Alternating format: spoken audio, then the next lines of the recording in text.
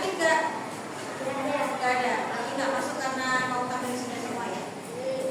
Oke, sebelumnya sebelum Ustazah lanjutkan pelajaran kita pada pagi hari ini, Ustazah mau peregangan sebentar ya, biar kalian semangat, biar fokus. Silakan boleh berdiri dulu. Berdiri. Silakan berdiri, Raika. Ayo berdiri.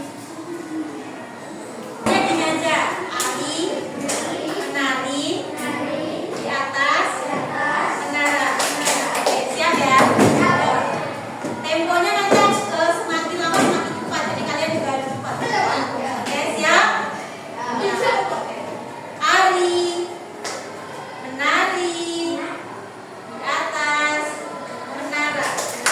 Ali menari di atas menara. Ali menari di atas menara. Menara menari di atas Ali. Ali di atas menara menari. Menari Ali di atas Ali. Oke, sudah semua. Oke, silakan boleh duduk.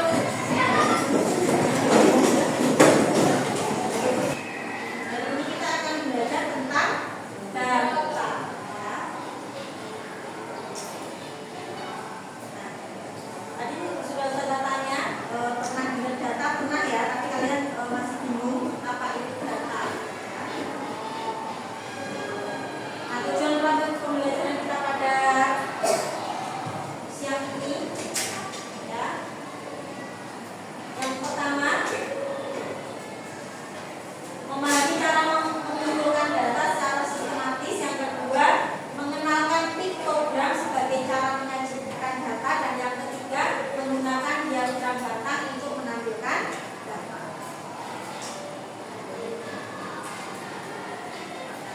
Ini mengumpulkan data. Data tadi ya, yang di awal pelajaran saya tanya, data adalah informasi yang dikumpulkan untuk keperluan tertentu. Misalkan Ustazah mendata berat badan anak kelas 5A, ya, dari yang terkecil sampai yang terbesar. Nah, itu namanya data. Kemudian Ustazah mendata rumah anak kelas 5A di kecamatan mana aja, itu juga termasuk data.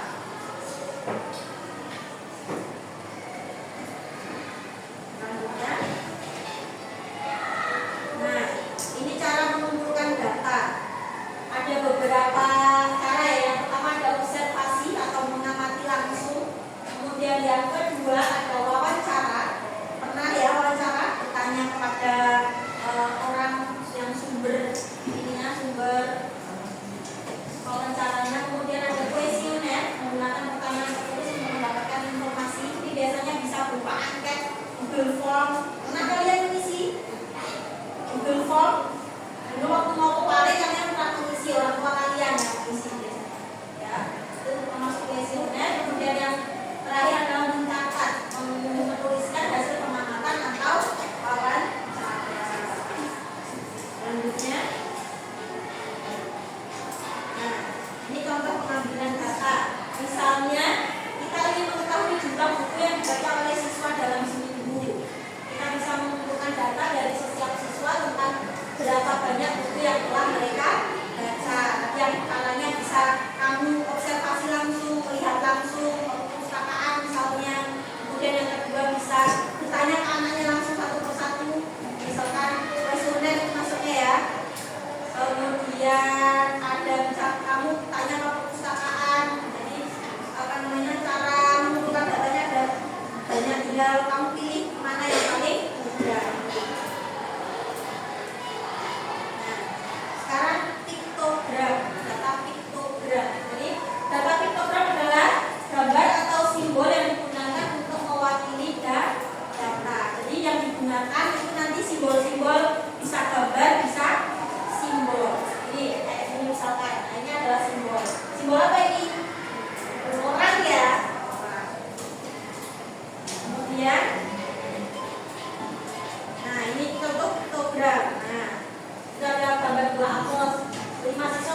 menyukai buah apel. Terus ada gambar pisang, 4 siswa menyukai pisang, terus 3 siswa menyukai anggur. Nah ini kalau pakai gambar seperti ini berarti dia maksudnya penyajian data dengan piktogram. Jadi piktogram pakai gambar picture, kalau bahasa Inggris picture ya. Nah kalau ini diagram batang. Diagram batang adalah grafik yang menggunakan data untuk menunjukkan jumlah atau frekuensi data. Nah ini yang kotak-kotak panjang ini, nah itu namanya diagram batang. Nanti di sini biasanya ada angkanya, kemudian ada yang bentuknya vertikal, ada yang bentuknya horizontal. Diagram batang itu ada 2. Nah ini yang bentuknya vertikal, jadi meninggi ke atas. Ya, dari ke atas seperti ini namanya vertikal. Diagram batang vertikal. Kemudian ada juga yang horizontal. Nah ini yang mendatar seperti ini. Kalau vertikal berdiri ya, kalau yang mendatar seperti ini namanya diagram batang horizontal.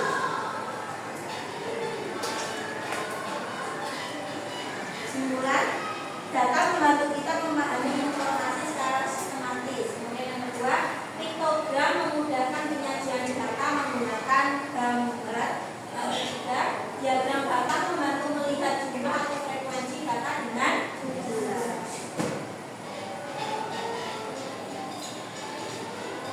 Nah, ini ada latihan soalnya, coba dijawab. Apa yang dimaksud dengan data? Informasi yang dikumpulkan untuk keperluan tertentu. Oke, betul Mas Raika. Berarti yang apa? Pilihan jawabannya. Jadi data adalah informasi yang dikumpulkan untuk tujuan tertentu ya Kak. Soal selanjutnya. Nah, apa salah satu cara mengumpulkan data? Menggunakan cara yang B. A bukan ya, menduga bukan, menebak bukan, B tidak ada secara khusus. Yang betul adalah wawancara. Kemudian yang ketiga, nah, apa yang digunakan untuk menampilkan data dalam diagram batang? Ya, C ya, batang vertikal dan atau horizontal. 4. Untuk menggambarkan jumlah siswa yang menyukai berbagai buah, kita bisa menggunakan piktogram. Iya. Penyajian data menggunakan gambar ya piktogram ini. Terus selanjutnya terakhir, data yang dikumpulkan dari observasi bisa digunakan untuk ditampilkan dalam diagram. Sampai sini adakah pertanyaan tentang apa tadi? Pertama kita belajar tentang cara mengumpulkan data. Ada apa saja tadi? Mengumpulkan datanya dengan apa? Wawancara, terus observasi, terus kuesioner, sama satunya apa tadi? Apa tadi? Mencatat, ya mencatat. Kemudian ada piktogram. Piktogram itu penyajian data menggunakan apa? Gambar. Ya, simbol atau gambar. Terus ada juga diagram batang. Ada diagram batang apa tadi? Ada 2. Vertikal sama horizontal. Kalau diagram batang penyajian datanya menggunakan batang-batang itu ada yang vertikal, ada yang horizontal. Kalian menjadi 4 kelompok aja ya. 4 kelompok pas 6. Ini 5 nggak apa-apa ya, kurang 1. Ya, 5. Jadi kelompok 1, kelompok 2, kelompok 3, kelompok 4. Nah, nanti tugasnya adalah yang pertama, saya punya ini apa namanya, gambar spaghetti. Terus ada gambar ini roti bakar atau toast ya. Toast itu roti bakar. Kemudian ada burger ya. Nanti setiap kelompok maju ke depan ya. Pilih gambar yang kamu suka. Makanan yang kamu suka apa? Misalkan kamu kalau di kantin sukanya di spaghetti, sudah kamu ambil spaghetti, tempel